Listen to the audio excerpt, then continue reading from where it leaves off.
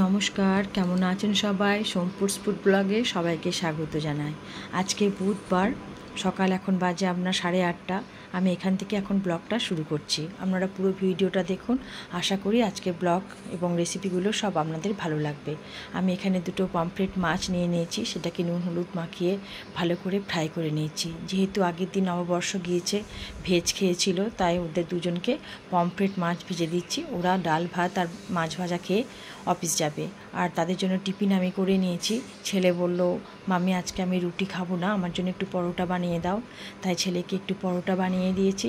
যেহেতু কালকে রাতে ও একটু হলদিরাম থেকে ছোলা বাটারা নিয়ে এসেছিলো 2 প্লেট, তার মধ্যে 1 প্লেট চানা মশলাটা ছিল, সেটা দিয়েই ও টিফিন খাবে, তাই পরোটাটা বানাতে বলল। আর হাজব্যান্ডের জন্য একটু রুটি বানিয়ে নিলাম, আর ওর জন্য একটু বানিয়ে নিলাম ছোলার ডাল আর রুটি। ওর খুব ভালো খাবার, সেটাও লাঞ্চে নিয়ে যাবে। এই দিক দিয়ে আমি টিফিনটা গুছিয়ে নিচ্ছি। টিফিনটা করার সময় আমার এতটা সময় হয়ে ওঠেনি, তাই ভিডিওটা করতে পারিনি, তাই আমি টিফিন গোছাচ্ছি, সেটাই আপনাদের সাথে একটু শেয়ার করে নিচ্ছি। রেডি হয়ে গেল, রুটি আর পরোটাটা ভরে নিলাম। এদিক দিয়ে মাছটাও আমার খুব সুন্দরভাবে ফ্রাই হচ্ছে। পমফ্রেট মাছ দেখবেন একটু লাল করে যদি মচমচে না ভাজা হয়, খেতে খুব একটা ভালো লাগে না, তাই একটু ডিপ ফ্রাই আমি একটু করে নিচ্ছি। এদিক দিয়ে ছোলার ডাল দিয়ে দিলাম টিফিনে। ডালটাও খুব সুন্দর খেতে হয়েছিল, মিষ্টি মিষ্টি ছোলার ডাল। আমার তো খুবই ভালো লাগে, হাজব্যান্ডেরও খুব ভালো লাগে। তারপর চানাটা একটু গরম করে দিলাম, ছেলেটাকেও দিয়ে দিলাম।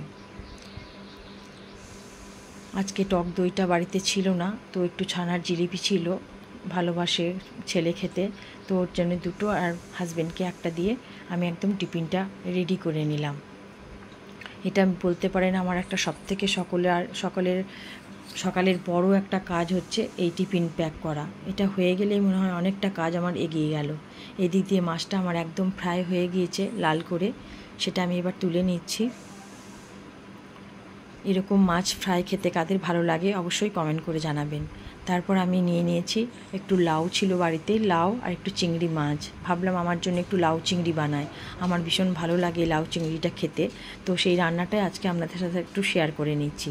প্রথমে তেল দিয়ে দিলাম, তেলের দেওয়ার আগে আমি একটু মাছে নুন হলুদ মাখিয়ে নিচ্ছি। মাছগুলো খুব ছোট ছিল না, আবার খুব বড়ও ছিল না, বেশ এই রকম টাইপেরই আমার চিংড়ি মাছটা ছিল, 200 গ্রাম চিংড়ি মাছ। তো সেটা পরিষ্কার করে ধুয়ে নুন হলুদ মাখিয়ে নিলাম। তারপর তেলে আমি দিয়ে দিয়েছি।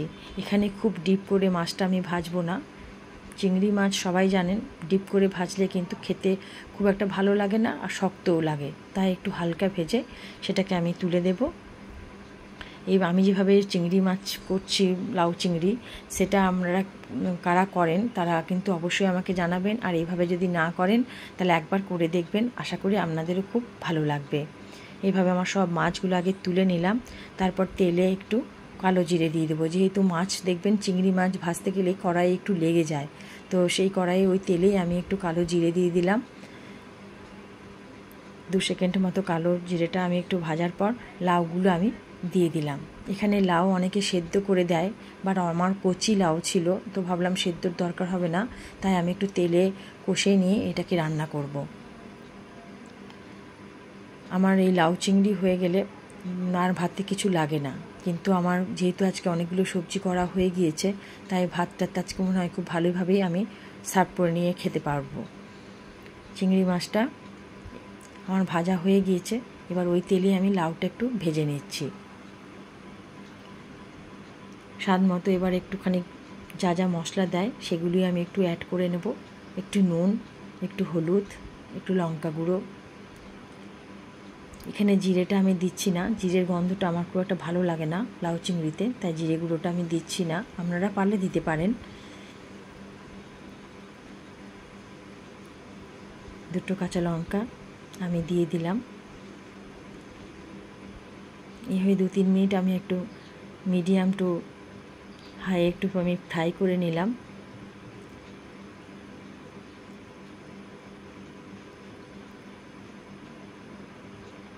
অনেকটাই কুক হয়ে গিয়েছে। এরপর আমি একটু সাইড দিয়ে একটু গরম জল দিয়ে দিলাম।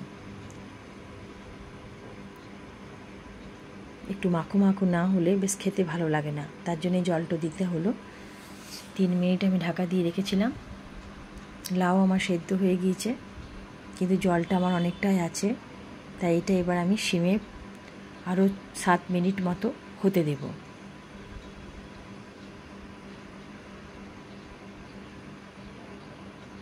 জলটা একদম যখন টেনে যাবে তখন কিন্তু খেতে রান্নাটা বেশি ভালো লাগবে। এরপর ভাজা চিংড়ি মাছগুলো দিয়ে দিলাম।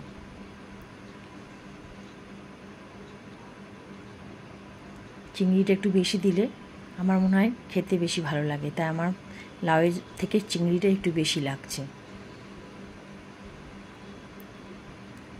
সামান্য চিনি দিয়ে রান্নাটা ব্যালেন্স রাখার জন্য আমি দিয়ে দিলাম। এরপরে জলটা আমার কিন্তু আরও একটু টেনে নেবে। এবার একটু মিডিয়াম দিলাম গ্যাসের ফ্লেভারটা।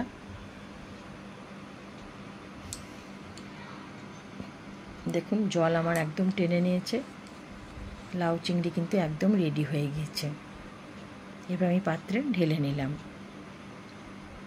এরপর একটু নিজের জন্য 2টো ডিমের পোঁচ করে নিয়েছি। পমফ্রেট মাছটা খুব একটা আমার ভালো লাগে না, আর অনেক দিন আমি ডিম খাইনি, তাই ভাবলাম আজকে 2টো ডিমের পোঁচ করে নিই।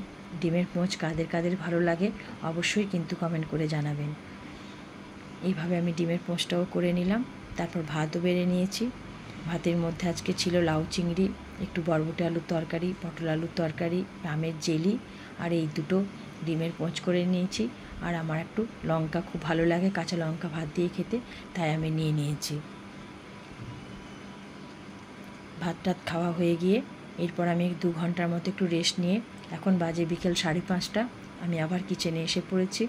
এখন আমি করব একটু দুধ গরম আর আমার জন্য একটু চা। দুধের চাটা আমার এই টাইমে খেতে খুব ভালো লাগে, আমুল দুধের চা, তো সেটা এখন আমি বানাবো। এই দিদি আমুল দুধ আমি ফ্রিজ থেকে বের করে নিলাম, সেটাও গরম করার জন্য হাঁড়িতে দিয়ে দিয়েছি।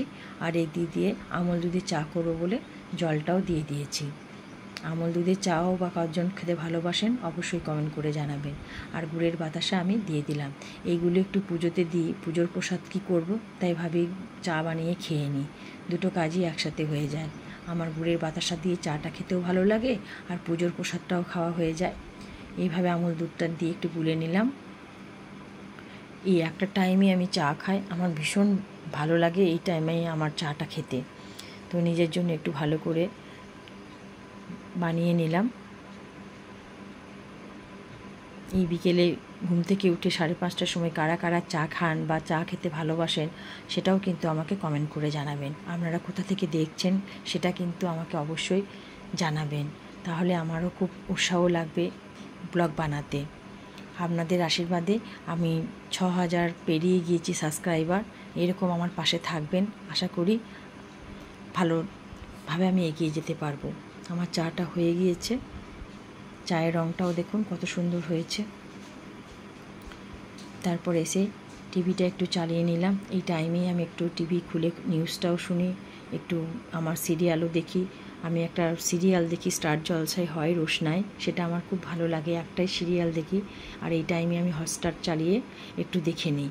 সারাদিনের মধ্যে একটু রিলিফ যদি বলতে পারেন, এই টাইমটা আমার কাছে খুব একটা রিল্যাক্স টাইম, যে টাইমে একটু চা বিস্কুট খাই। তারপর সন্ধে দেওয়ার টাইম হয়ে গিয়ে আমি সন্ধেটাও দিয়ে দিলাম।